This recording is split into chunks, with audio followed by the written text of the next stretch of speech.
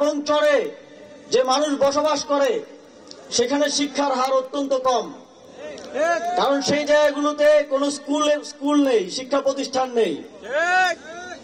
স্থানীয় সরকার পল্লী উন্নয়ন ও সমবায় মন্ত্রণালয় তিস্তার চরে জনসংখ্যা অনুপাতে শিক্ষা প্রতিষ্ঠান নির্মাণের ব্যবস্থা করবে। যেই উপজেলাগুলোতে শিক্ষার হার অত্যন্ত কম, কিছু উপজেলায় আমি দেখেছি 43%, 47%, সেই উপজেলাগুলোতে স্থানীয় সরকার পল্লী উন্নয়ন ও সমবায় মন্ত্রণালয় প্রতিটি উপজেলায় একটি করে আধুনিক এবং সমৃদ্ধ লাইব্রেরি করে দিবে। এ পর্যন্ত 8টা উপজেলায় আমি গিয়েছি, প্রত্যেকটা উপজেলায় আমি দেখেছি আপনাদের যে কৃষিজ উৎপাদন সেটা অতিরিক্ত থেকে যায়, অর্থাৎ এটা দেশের অন্যান্য জায়গায় যায়।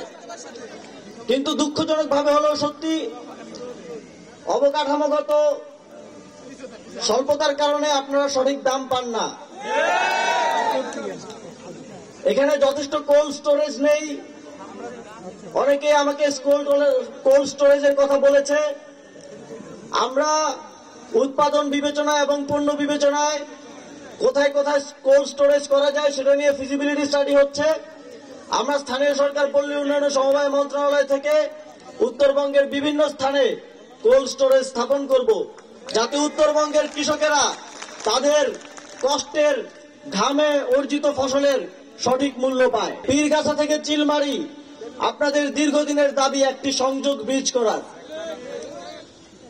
তখনই আমরা সিদ্ধান্ত নিয়েছি যে সেই ব্রিজটি আমরা করব। এখন সেই ব্রিজটি করার জন্য ফিজিবিলিটি স্টাডি চলমান রয়েছে। আমি আপনাদেরকে আশ্বস্ত করতে চাই, অন্তর্বর্তীকালীন সরকারের সময়ে সেই ব্রিজের কাজের উদ্বোধনটা আমরা করে দিয়ে যেতে চাই। 1400 মিটারের একটি চেইনেজ ব্রিজ সেখানে স্থাপিত হলে আপনাদের উত্তরবঙ্গের যোগাযোগ ব্যবস্থার যথেষ্ট উন্নতি হবে বলে আমি বিশ্বাস করি। বিগত সময়ে যেই অঞ্চলগুলো অঞ্চল ভিত্তিক বৈষম্যের শিকার হয়েছে সেই অঞ্চলগুলোকে বিশেষভাবে নজরে রেখে প্রকল্পগুলো বাস্তবায়ন করব এবং আপনাদের উত্তরবঙ্গ সেখানে বিশেষ বরাদ্দ পাবে এবং উত্তরবঙ্গের সকল উন্নয়ন প্রকল্পগুলোতে উত্তরবঙ্গের অংশগ্রহণটা একটা বিশেষ অংশগ্রহণ থাকবে। তিস্তার পানির ন্যায্য হিস্সা আদায়ে একটি খসড়া নিয়ে বাংলাদেশ 2011 সাল থেকে ঘুরে বেড়াচ্ছে, কিন্তু বিগত সময়ে আমরা এমনই এক ফ্যাসিবাদী সরকার পেয়েছি যারা শুধু বলে গেছে যে ভারতকে যা দিয়েছি আজীবন মনে রাখবে, কিন্তু ভারত থেকে কিছু আদায় করতে পারেনি। তাদের নতজানু পররাষ্ট্রনীতির কারণে তারা শুধু ভারতে গিয়ে ভারতের প্রধানমন্ত্রীর সাথে ছবি তুলেছে, তিস্তার কথা বলার সাহসটা পর্যন্ত করতে পারেনি। অন্তর্বর্তীকালীন সরকার তার গঠনের পর থেকেই পররাষ্ট্র নীতির ক্ষেত্রে শিরদাঁড়া উঁচু করে দাঁড়িয়েছে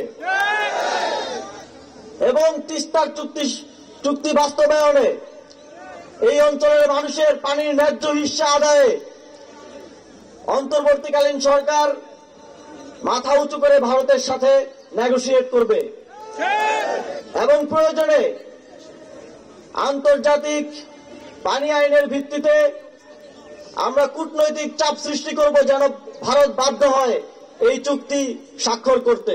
এই অন্তর্বর্তীকালীন সরকারের সময়ে হয়তো আমরা দীর্ঘ 17 বছরের যে বৈষম্য সেটা ঘোচাতে পারবো না, কিন্তু যতটা সম্ভব সর্বোচ্চ আন্তরিকতার সাথে আমরা চেষ্টা করে যাব। সেক্ষেত্রে আপনাদের সহযোগিতা, সমর্থন এবং মতামত প্রত্যাশা করি এবং এই তিস্তার সংকট চিরতরে নিরসন হবে। তিস্তা আপনাদের জন্য আশীর্বাদ হিসেবে আবির্ভূত হবে।